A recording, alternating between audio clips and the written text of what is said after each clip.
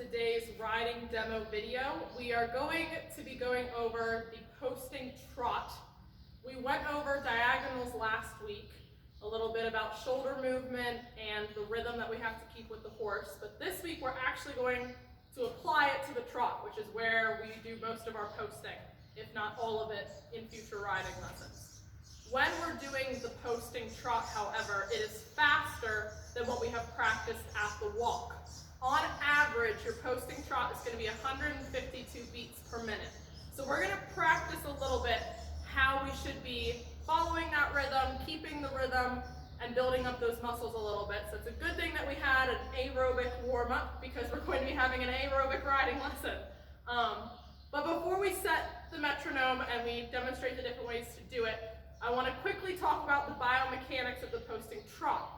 We've reviewed different ways that you can do the posts at home. However, there is a way that you can do them efficiently, using our energy well, or you can overdo it and end up very tired and having a hard time keeping up with the rhythm.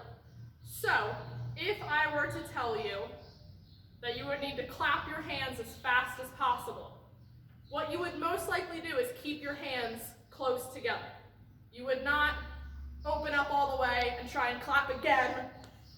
That's a waste of your energy. It's not going to be able to keep a fast rhythm. It's just not going to work.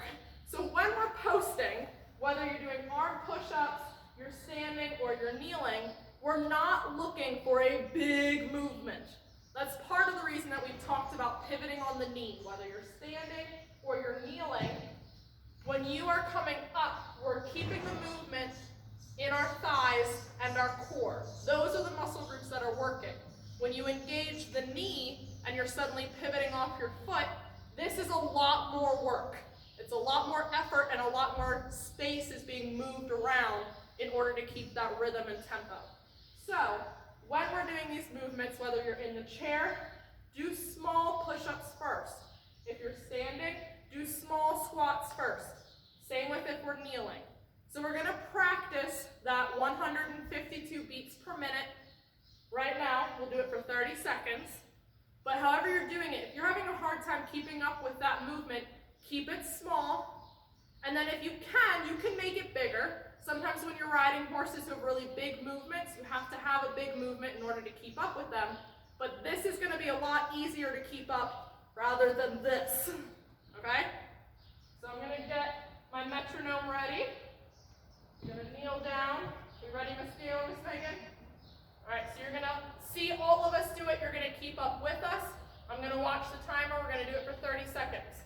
So first, up nice and tall. If you can, pretend you're holding your reins.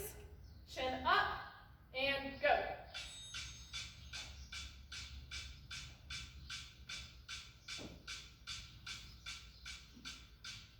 It's a little bit faster than you would think. Not like at the walk in the videos we've been doing. All right, you're more than halfway there. I can already feel it in my thighs a little bit. Keep going. And done. So if I can hit pause. So this is going to be a lot more of a workout than at the walk. When your horse is walking, they tend to drag their feet, unless you ask for a working walk, and so you can just post like this. It doesn't matter. In the trot, we're going to get a little more muscle control. We're going to have a little more awareness of how our body's moving in order to keep up with the movement of the horse. So now that we have all those concepts, we're going to move on to the riding portion.